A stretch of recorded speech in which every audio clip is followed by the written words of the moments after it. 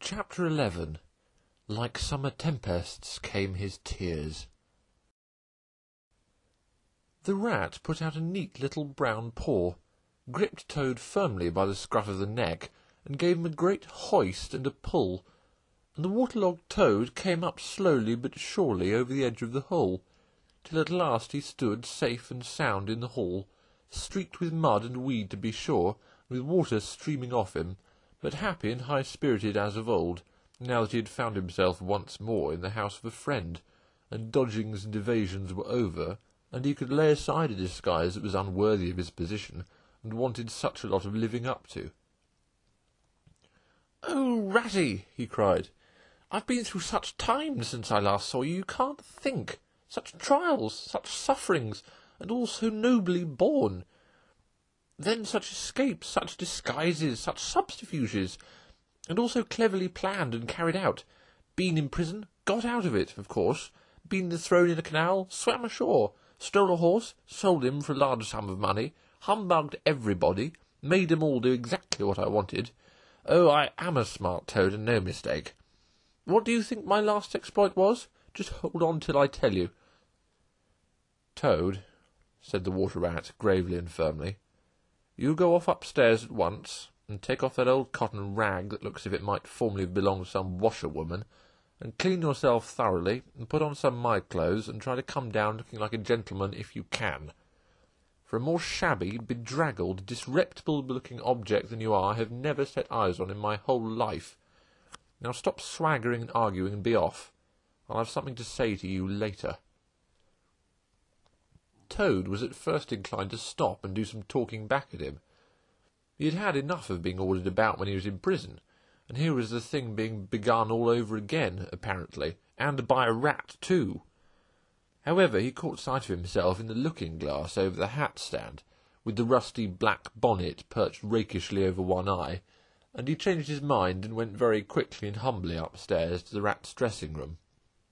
There he had a thorough wash and brush-up, changed his clothes, and stood for a long time before the glass, contemplating himself with pride and pleasure, and thinking what utter idiots all the people must have been to have ever mistaken him for one moment for a washerwoman.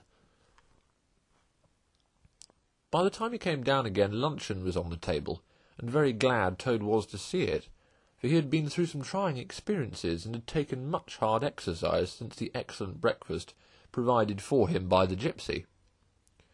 While they ate, Toad told the rat all his adventures, dwelling chiefly on his own cleverness and presence of mind in emergencies, and cunning in tight places, and rather making out that he had been having a gay and highly colourful experience.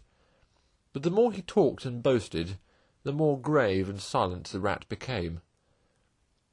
When at last Toad had talked himself to a standstill, there was a silence for a while, and then the rat said, "Now, Toady, I don't want to give you pain after all you've been through already, but seriously, don't you see what an awful ass you've been making of yourself? On your own admission, you've been handcuffed, imprisoned, starved, chased, terrified out of your life, insulted, jeered at, and ignominiously flung into the water, by a woman, too. Where's the amusement in that? Where does the fun come in? And all because you must needs go and steal a motor-car. You know that you've never had anything but trouble from motor-cars from the moment you first set eyes on one, but if you will be mixed up with them, as you generally are, 5 minutes after you started, why steal them? Be a cripple if you think it's exciting, be a bankrupt for a change if you've set your mind on it, but why choose to be a convict? When are you going to be sensible and think of your friends, and try to be a credit to them? Do you suppose it's any pleasure to me, for instance, to hear animals saying as I go about that I'm the chap that keeps company with jail-birds?" Now, it was a very comforting point in Toad's character that he was a thoroughly good-hearted animal, and never minded being jawed by those who were his real friends. And even when most set upon a thing, he was always able to see the other side of the question. So, although, while the rat was talking so seriously, he kept saying to himself mutinously, "But it was fun, though, awful fun," and making strange suppressed noises inside him, kick, kick, and poop, and other sounds resembling stifled snorts or the opening of soda-water bottles, yet when the rat had quite finished, he heaved a deep sigh, and said very nicely and humbly, Quite right, Ratty. How sound you always are. Yes, I've been a conceited old ass, I can quite see that. But now I'm going to be a good Toad, and not do it any more. As for motor cars, I've not been at all so keen about them since my last ducking in that river of yours. The fact is, while I was hanging on to the edge of your hole and getting my breath, I had a sudden idea, a really brilliant idea, connected with motor boats. There, don't take on so, old chap, and stamp and upset things. It was only an idea. We won't talk any more about it now. We'll have our coffee and a smoke and a quiet chat, and I'm going to stroll gently down to Toad Hall and get into clothes of my own and set things going again on the old lines. I've had enough of adventures. I shall lead a quiet, steady, respectable life, pottering about my property and improving it, doing a little landscape gardening at times. There will always be a bit of dinner for my friends when they come to see me, and I shall keep a pony chaise to jog about the country in, just as I used to, in the good old days, before I got restless and wanted to do things. "Stroll gently down to Toad Hall," cried the Rat, greatly excited. "What are you talking about? Do you mean to say you haven't heard?" "Heard what?" said Toad, turning rather pale. "Go on, Ratty, quick, don't spare me. What haven't I heard?" "Do you mean to tell me," shouted the Rat, thumping with his little fist upon the table, "that you heard nothing about stoats and weasels?" "What, the wild wooders?" cried Toad, trembling in every limb. "No, not a word. What have they been doing?" "And how they've been and taken Toad Hall," continued the Rat. Toad leaned his elbows on the table, and his chin on his paws, and a large tear welled up in each of his eyes, overflowed and splashed on the table, plop, plop. "Go on, Ratty," he murmured presently. "Tell me all. The worst is over. I am an animal again. I can bear it." "When you got into that trouble of yours," said the Rat slowly and impressively, "I mean, when you disappeared from society for a time over that misunderstanding about a machine, you know." Toad merely nodded. "Well, it was a good deal talked about down here naturally," continued the Rat. "Not only along the riverside, but even in the wild wood. Animals took sides, as always happens. The river bankers stuck up for you, and said you had been infamously treated, and there was no justice to be had in the land nowadays. But the wild wood animals said hard things, and served you right, and it was time this sort of thing was stopped. And they got very cocky, and went about saying you were done for this time. You would never come back again, never, never." Toad nodded once more, keeping silence. "It's the sort of little beasts they are," the Rat went on. "But Mole and Badger, they stuck out through thick and thin, that you would come back again soon somehow. They didn't know exactly how, but somehow." Toad began to sit up in his chair again, and to smirk a little. "They argued from history," continued the Rat.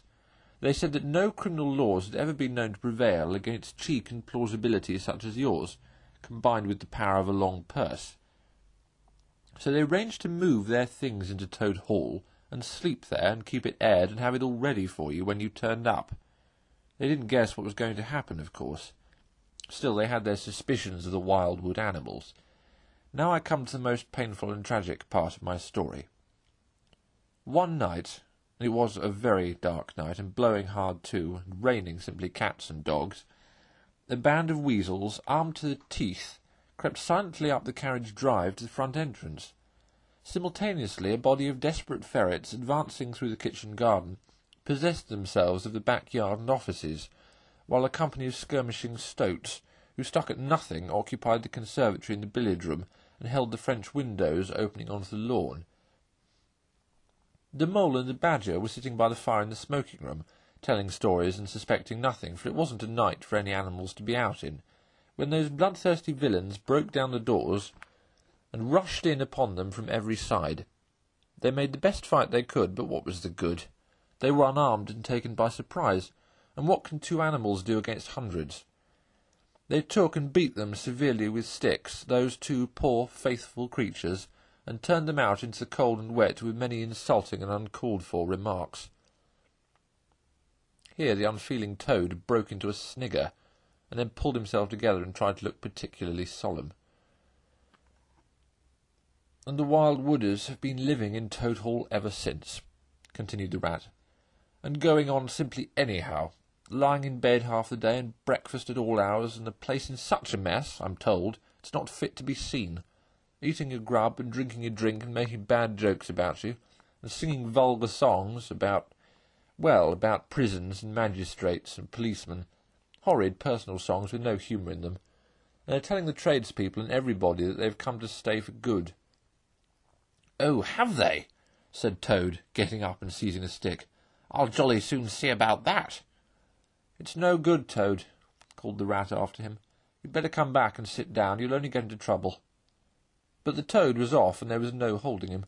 He marched rapidly down the road, his stick over his shoulder, fuming and muttering to himself in his anger, till he got near his front gate, when suddenly there popped up from behind the palings a long yellow ferret with a gun. "Who comes there?" said the ferret sharply. "Stuff and nonsense," said Toad very angrily. "What do you mean by talking like that to me? Come out of it at once, or I'll—" The ferret never said a word, but he brought his gun up to his shoulder. Toad prudently dropped flat in the road, and bang! A bullet whistled over his head. The startled Toad scrambled to his feet and scampered off down the road as hard as he could, and as he ran he heard the ferret laughing, another horrid, thin little laugh taking it up and carrying on the sound. He went back very crestfallen, and told the Water Rat. "What did I tell you?" said the Rat. "It's no good. They've got sentries posted, and they're all armed. You must just wait." Still, Toad was not inclined to give in all at once, so he got out the boat and set off rowing up the river to where the garden front of Toad Hall came down to the waterside. Arriving within sight of his old home, he rested on his oars and surveyed the land cautiously. All seemed very peaceful and deserted and quiet. He could see the whole front of Toad Hall, glowing in the evening sunshine, the pigeons settling by twos and threes along the straight line of the roof, the garden a blaze of flowers, the creek that led up to the boat-house, the little wooden bridge that crossed it, all tranquil, uninhabited, apparently waiting for his return. He would try the boat-house first, he thought. Very warily he paddled up to the mouth of the creek, and was just passing under the bridge when, crash! A great stone dropped from above, smashed through the bottom of the boat. It filled and sank, and Toad found himself struggling in deep water. Looking up, he saw two stoats leaning over the parapet of the bridge, and watching him with great glee. "It will be your head next time, Toady," they called out to him. The indignant Toad swam to shore while the stoats laughed and laughed, supporting each other, and laughed again till they nearly had two fits, that is, one fit each, of course.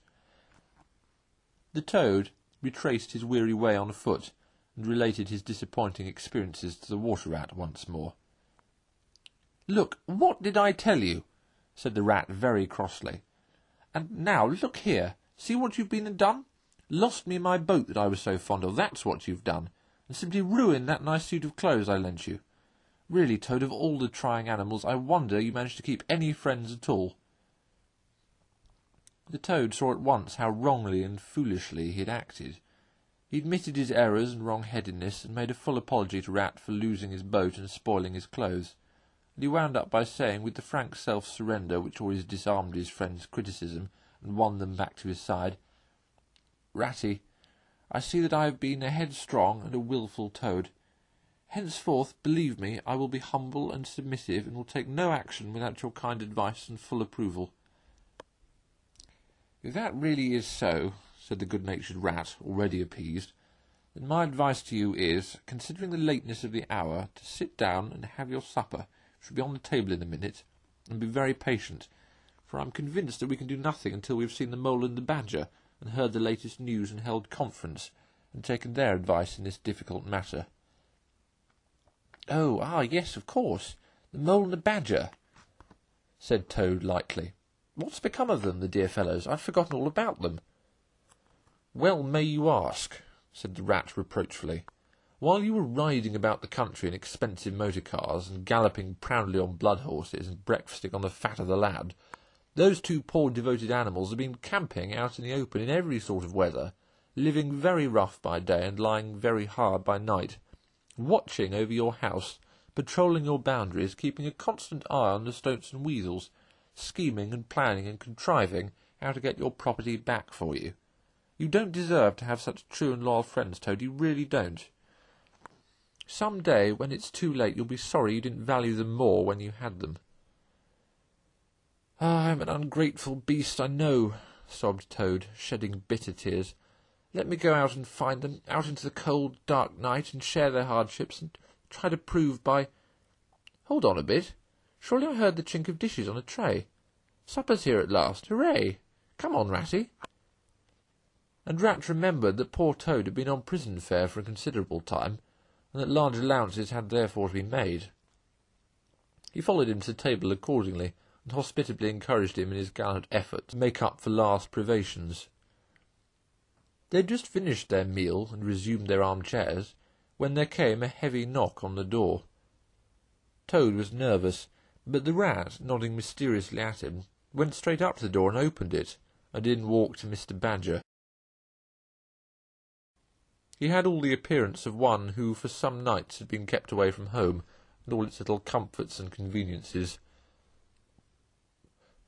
His shoes were covered with mud, and he was looking very rough and tousled, but then he had never been a very smart man, the Badger, at the best of times.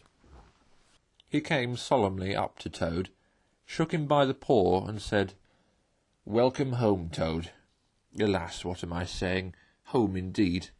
This is a poor home-coming, unhappy Toad." Then he turned his back on him, sat down at the table, drew up his chair, and helped himself to a large slice of cold pie. Toad was quite alarmed at this very serious and portentous style of greeting, but the Rat whispered to him, "Never mind. Don't take any notice, and don't say anything to him just yet. He's always rather low and despondent when he's wanting his victuals. In half an hour's time he'll be quite a different animal." So they waited in silence, and presently there came another and a lighter knock. The Rat, with a nod to Toad, went to the door and ushered in the Mole, very shabby and unwashed, with bits of hay and straw sticking in his fur. "Hooray! Here's old Toad!" cried the Mole, his face beaming. "Fancy having you back again!" And he began to dance around him. "We never dreamt you'd turn up so soon. Why, you must have managed to escape, you clever, ingenious, intelligent Toad." The Rat, alarmed, pulled him by the elbow, but it was too late. The Toad was puffing and swelling already. "Clever? Oh, no," he said. "Not really clever, according to my friends. I've only broken out of the strongest prison in England, that's all, and captured a railway train and escaped on it, that's all, and disguised myself and gone about the country humbugging everybody, that's all." "Oh, no, I'm a stupid ass, I am. And I'll tell you one or two of my little adventures, Mole, and you shall judge for yourself." "Well, well," said Mole, moving towards the supper table. "Supposing you talk while I eat. Not a bite since breakfast. Oh, my, oh, my." And he sat down and helped himself liberally to cold beef and pickles. Toad, straddled on the hearth-rug, thrust his paw into his trouser pocket and pulled out a handful of silver. "Look at that," he cried, displaying it. "That's not so bad, is it, for a few minutes' work? And how do you think I done it, Mole? Horse-stealing, that's how I done it." "Go on, Toad," said the Mole, immensely interested. "Toad, do be quiet, please," said the Rat. "Don't you egg him on, Mole, when you know what he is. But please tell us as soon as possible what the position is and what's best to be done now that Toad is back at last." "Oh, the position's about as bad as it can be," replied the Mole grumpily. "And as for what's to be done, why, blessed if I know. The Badger and I have been round and round the place by night and by day, always the same thing. Sentries posted everywhere, guns poked out at us, stones thrown at us, always an animal on the lookout when they see us. My, how they do laugh! And that's what annoys me most." "It is a very difficult situation," said the Rat, reflecting deeply. "But I think I see now, in the depths of my mind, what Toad really ought to do. And I'll tell you, he ought to— No, he oughtn't," shouted the Mole, with his mouth full. "Nothing of the sort. You don't understand. What you ought to do is, you ought to—" "Well, I shan't do it anyway," cried Toad, getting excited. "And I'm not going to be ordered about by you fellows. It's my house we're talking about. I know exactly what to do, and I'll tell you. I'm going to—" By this time they were all three talking at once, at the top of their voices, and the noise was simply deafening, when a thin, dry voice made itself heard, saying, "Be quiet at once, all of you." And instantly everyone was silent. It was the Badger, who, having finished his pie, had turned round in his chair and was looking at them severely. When he saw that he had secured their attention, and that they were evidently waiting for him to address them, he turned back to the table again and reached out for the cheese, and so great was the respect commanded by the solid qualities of that admirable animal, that not another word was uttered until he had quite finished his repast and brushed the crumbs from his knees. The Toad fidgeted a good deal, but the Rat held him firmly down. When the Badger had quite done, he got up from his seat and stood before the fireplace, reflecting deeply. At last he spoke. "Toad," he said severely, "you bad, troublesome little animal. Aren't you ashamed of yourself? What do you think your father, my old friend, would have said if he had been here tonight, and had known of all your goings-on?" Toad, who was on the sofa by this time, with his legs up, rolled over onto his face, shaken by sobs of contrition. "There, there," went on the Badger more kindly. "Never mind. Stop crying. We're going to let bygones be bygones, and try to turn over a new leaf. But what the Mole says is quite true. The Stoats are on guard at every point, and they make the best sentries in the world. It's quite useless to think of attacking the place. They're too strong for us." "Then it's all over," sobbed the Toad, crying into the sofa cushions. "I shall go and enlist for a soldier, and never see my dear Toad Hall any more."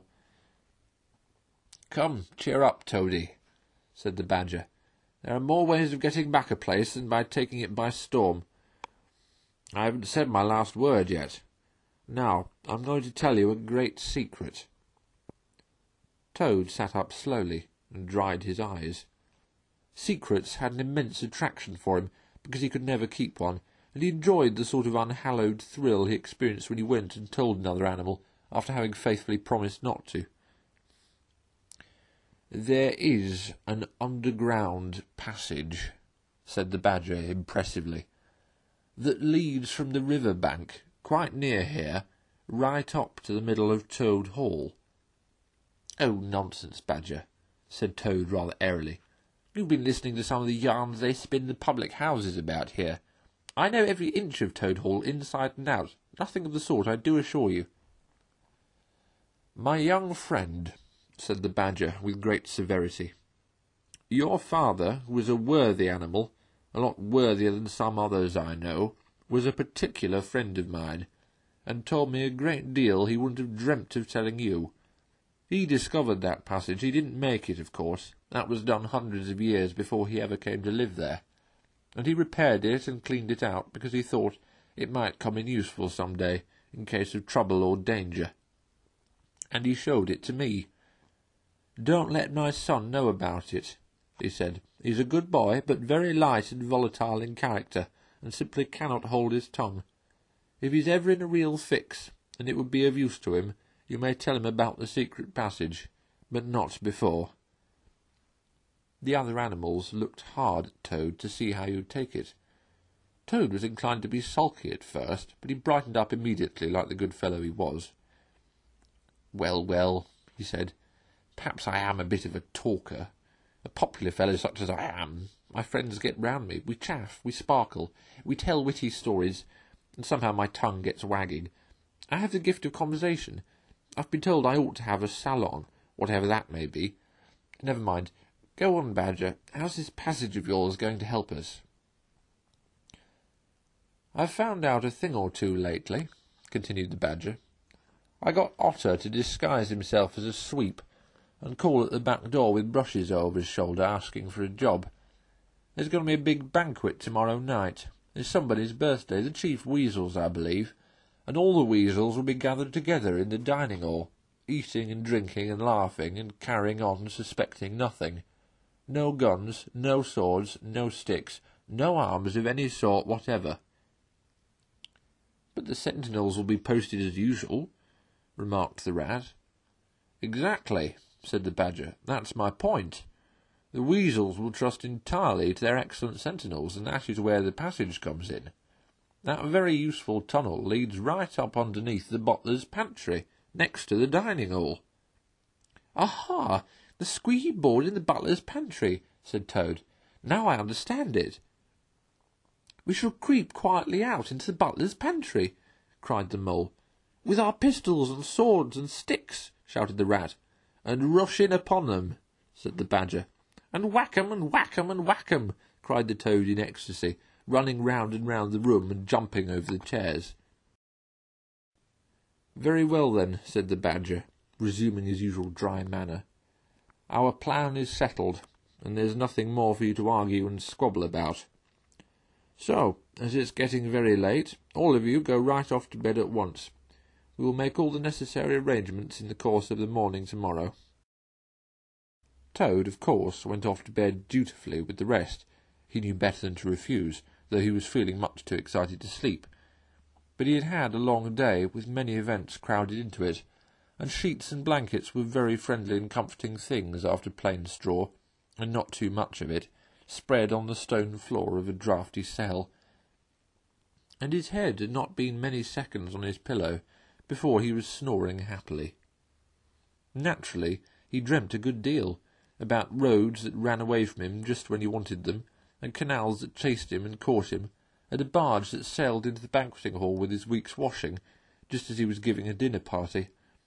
And he was alone in the secret passage, pushing onwards, but it twisted and turned round and shook itself, and sat up on its end, yet somehow, at the last, he found himself back in Toad Hall, safe and triumphant, with all his friends gathered round about him, earnestly assuring him that he really was a clever toad.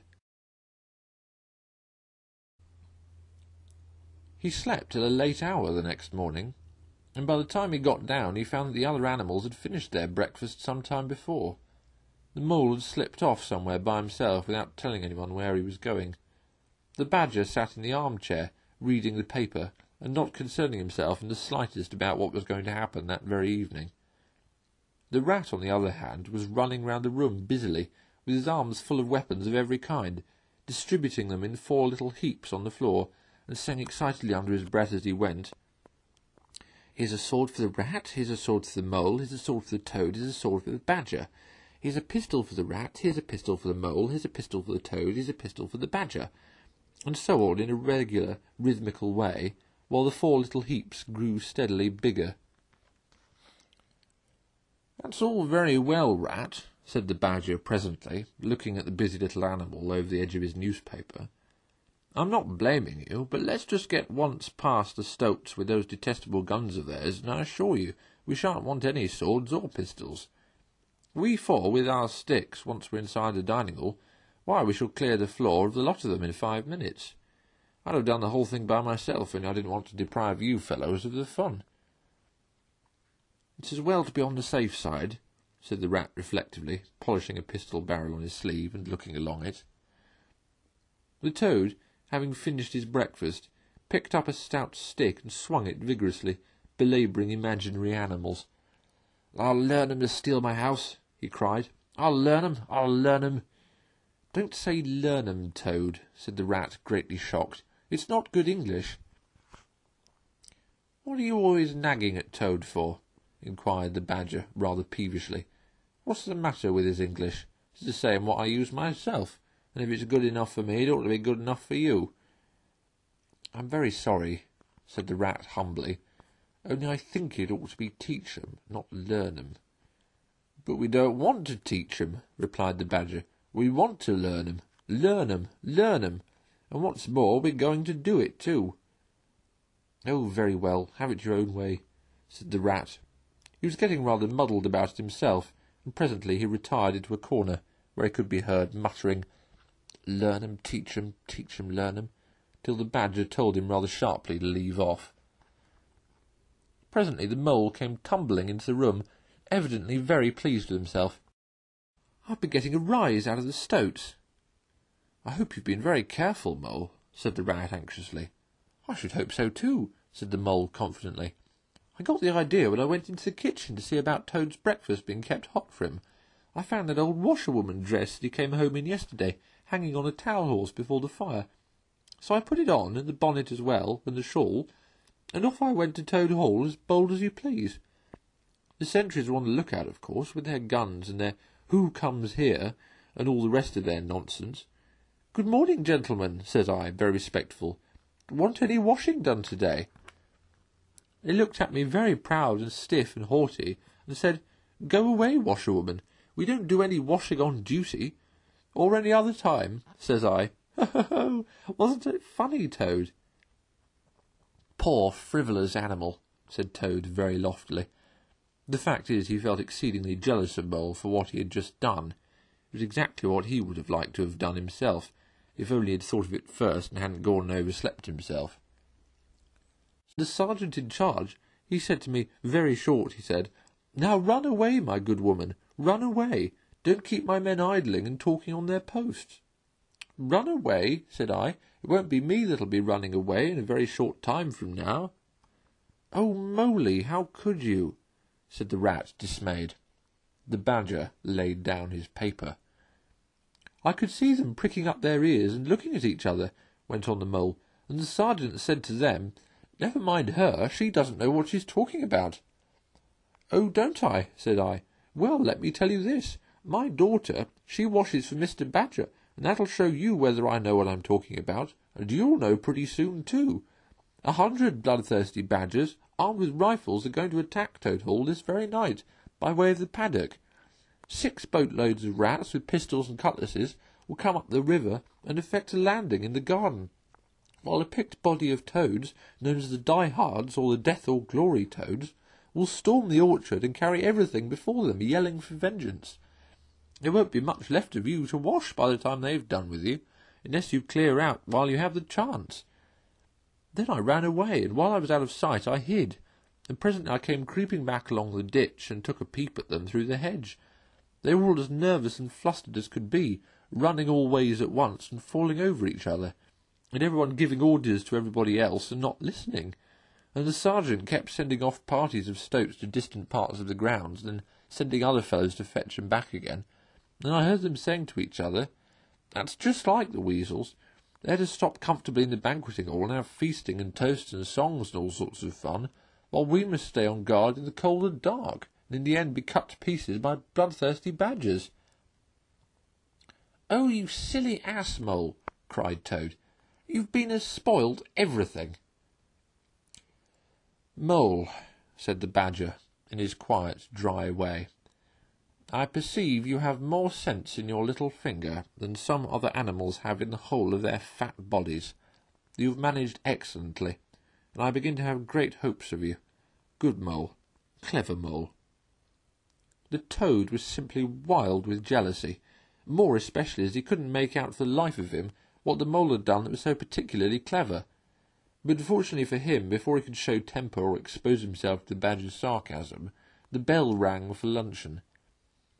It was a simple but sustaining meal, bacon and broad beans and a macaroni pudding, and when they had quite done, the Badger settled himself into an arm-chair and said, "Well, we've all got our work cut out for us tonight, and it will probably be pretty late before we're quite through with it, so I'm just going to take 40 winks while I can." And he drew a handkerchief over his face and was soon snoring. The anxious and laborious Rat at once resumed his preparations, and started running between his 4 little heaps, muttering, "Here's a belt for the Rat, here's a belt for the Mole, here's a belt for the Toad, here's a belt for the Badger," and so on with every fresh accoutrement he produced, to which there seemed really no end. So the Mole drew his arm through Toad's, led him out into the open air, shoved him into a wicker chair, and made him tell him all his adventures from beginning to end, which Toad was only too willing to do. The Mole was a good listener, and Toad, with no one to check his statements or to criticise in an unfriendly spirit, rather let himself go. Indeed, much of what he related belonged more properly to the category of what might have happened had I only thought of it in time instead of 10 minutes afterwards. Those are always the best and the raciest of adventures, and why should they not be truly ours as much as the somewhat inadequate things that really come off?